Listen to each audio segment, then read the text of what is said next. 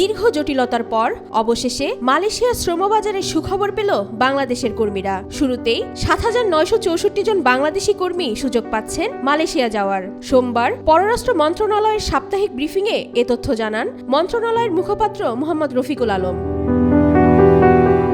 তিনি জানান, মালয়েশিয়া শ্রমবাজারে বাংলাদেশের ১৮,০০০ কর্মী পাঠানোর পরিকল্পনা থাকলেও নানা প্রশাসনিক জটিলতায় তা সম্ভব হয়নি। তবে বাংলাদেশি হাই কমিশনার মোহাম্মদ শামীম আহসানের উদ্যোগে বিষয়টি সমাধানের পথে এগিয়েছে। মালয়েশিয়ার স্বরাষ্ট্রমন্ত্রী সাইফুদ্দিন ইসমাইলের সঙ্গে আলোচনার ভিত্তিতে একটি কারিগরি কমিটি গঠিত হয়।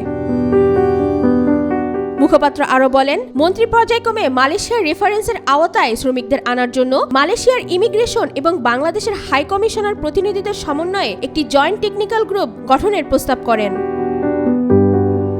মোহাম্মদ রফিকুল আলম আরও বলেন, জয়েন্ট টেকনিক্যাল গ্রুপ গঠনের পর গত বছরের ৩১ ডিসেম্বর এবং চলতি বছরের ১৪ জানুয়ারি দুইটি বৈঠক অনুষ্ঠিত হয়। বৈঠকে বাংলাদেশের পক্ষ থেকে ১৭,০০০-এর বেশি শ্রমিকের তালিকা মালয়েশিয়ার স্টেক হোল্ডারদের সঙ্গে তথ্য যাচাই করে প্রাথমিকভাবে ৭,৯৬৪ জন শ্রমিকের একটি তালিকা সম্পর্কে অবহিত করেছে, যাদের প্রথম ধাপে মালয়েশিয়া প্রবেশের জন্য যোগ্য হিসেবে চিহ্নিত করা হয়েছে। দীর্ঘদিন বন্ধ থাকার পর ২০২২ সালের আগস্টে মালয়েশিয়ার শ্রমবাজার খুলে দেওয়ার পর থেকে ২০২৪ সালের মে মাস পর্যন্ত প্রায় ৫.৫ লাখ বাংলাদেশি কর্মী দেশটিতে গিয়েছে। এবার নতুন এই প্রক্রিয়া আরও কর্মসংস্থানের সুযোগ সৃষ্টি করবে বলে আশা করা হচ্ছে।